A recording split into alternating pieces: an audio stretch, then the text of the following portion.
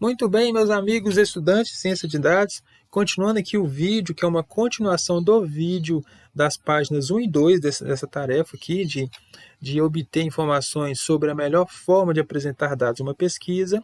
Eu reinicio a minha explicação a partir deste gráfico, né, que ele veio acompanhado de uma tabela, um gráfico de dados quantitativos que apresenta o número de estudantes matriculados em uma escola entre 2015 e 2019.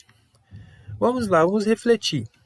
Na maioria das vezes, para conseguir uma melhor análise, é preferível que os dados sejam apresentados na forma de gráficos. Retomando nosso exemplo, ao analisar o gráfico da figura 1, né, que a gente percebeu aqui, notamos visualmente a diminuição do número de matrículas nos anos 2016 e 2017 e o aumento delas nos anos seguintes. É fácil perceber isso. Você olha para o gráfico, não precisa nem de observar os números em si, você vê que tem aqui uma diminuição de matrículas, depois ela sobe, e o ano característico dessa diminuição é 2016 e 2017. Né? Existem diferentes tipos de gráficos. A cada um deles é mais adequado para representar um determinado conjunto de dados. Nessa figura 1, os dados são apresentados em um gráfico chamado gráfico de linha. Ok? Esse aqui é um gráfico de linha. E esse gráfico é muito apropriado para representar a evolução de dados numéricos.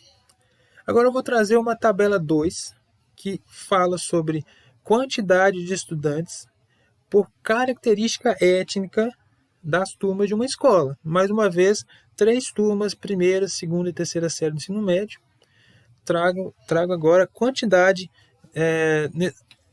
Lembrem que lá no início do trabalho, né, eu mostrei uma tabela qualitativa que só falava quais as características étnicas dessas turmas. Lembram? E agora eu vou trazer uma tabela quantitativa em que eu descrevo a quantidade de alunos por característica. Ok? Então, mais uma vez, é fácil interpretar essa tabela, principalmente porque ela não é grande. Né? Eu tenho 3 turmas, 3 linhas principais, uma linha de títulos dessas colunas e uma linha final com a soma desses alunos. Né? Por exemplo, a segunda coluna, que é a coluna de brancos das turmas primeira, segunda e terceira série, visualmente eu percebo que o segundo ano tem menos brancos, porque são 8 apenas. No entanto, na outra coluna seguinte de indígenas, eu percebo que o segundo ano tem mais alunos do que as outras turmas. Então, nesse caso, está tranquilo de perceber, porque são poucos dados. Mas eu posso traduzir, né, transferir essas informações, que ainda está fácil de visualizar, para um gráfico que também é legal de visualizar, e eu vou chamar esse gráfico ele é chamado de gráfico de barras, porque a gente realmente colocam-se barras que representam ali visualmente a quantidade de características por turma de uma forma bem dinâmica, né, até. Bom, percebam, a turma de primeiro ano é a que aparece primeiro aqui no gráfico da esquerda para a direita. Né? Eu preciso observar as legendas. A legenda diz que os brancos são representados por barras verdes em cada turma. Então, se eu quiser apenas observar visualmente a quantidade de brancos nas turmas, eu só fixo na cor verde, né, quando eu olhar para esse gráfico aqui, e eu vou perceber que no primeiro ano é o ano que tem mais alunos brancos. Ok? E eu não tinha percebido isso ainda numa primeira avaliação, observando apenas a tabela. Por isso que o gráfico de barras, e principalmente colorido, ele é muito interessante também. Nesse caso, ele é apropriado também. A gente percebe facilmente também que o número de... O que é azul, né? Que nos parece uma quantidade pequena com relação às outras. O azul são os indígenas, né? O que é comum a gente ver isso nas áreas urbanas, a menor quantidade de indígena mesmo nas turmas, embora tenha, né? Como a gente pode ver, em todas as turmas tem 1 até 4, mas tem. Os pretos também estão predominantes aqui, principalmente no segundo ano. Os pardos estão aqui na média em todas as turmas, né? E amarelos, mas também no primeiro ano nós temos mais amarelos. E depois nós temos também a representação de barras do total. né? O que demonstra, mais uma vez, que, querendo ou não, mesmo com essa nuance, essa alternância de quantidade por turma, ainda é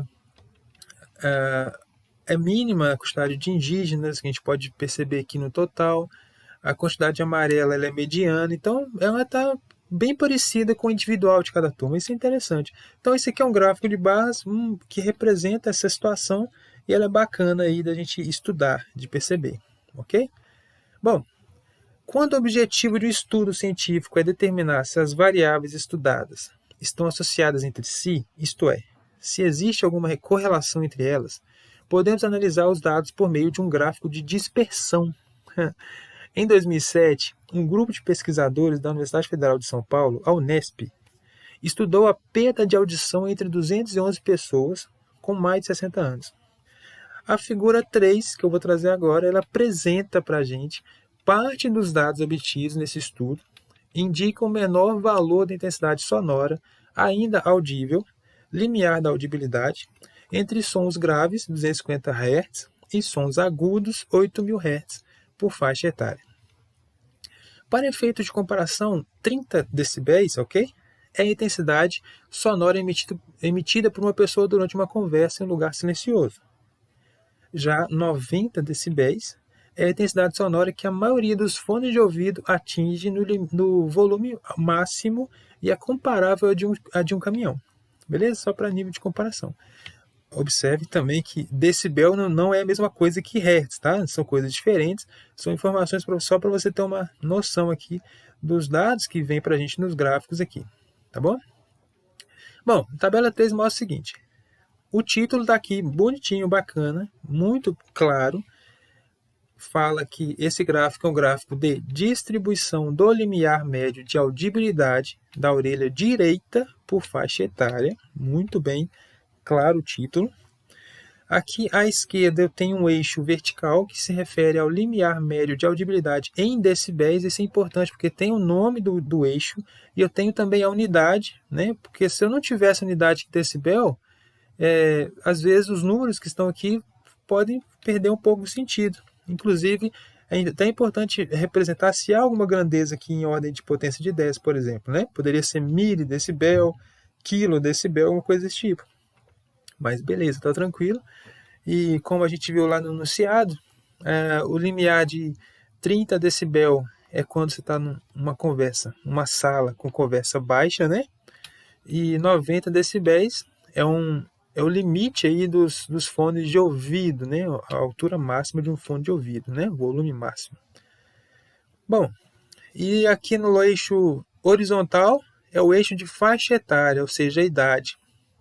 Então a gente tem aqui basicamente 4 grupos, grandes grupos, das pessoas de 60 a 69 anos, pessoas de 70 a 79, pessoas de 80 a 89, pessoas com mais de 90 anos de idade. E depois eu tenho uma legenda também, isso é muito importante na confecção de um gráfico, em que diz que a linha azul, né, na verdade o gráfico é representado por pontos, tá? Mas depois é feita aqui uma regressão linear para acompanhar e representar que há uma ascendência dos dados, né? Os dados estão subindo, não estão diminuindo apenas. Essa linha azul ela está relacionada com os sons graves, ok? Beleza? Que foi referenciado lá no enunciado.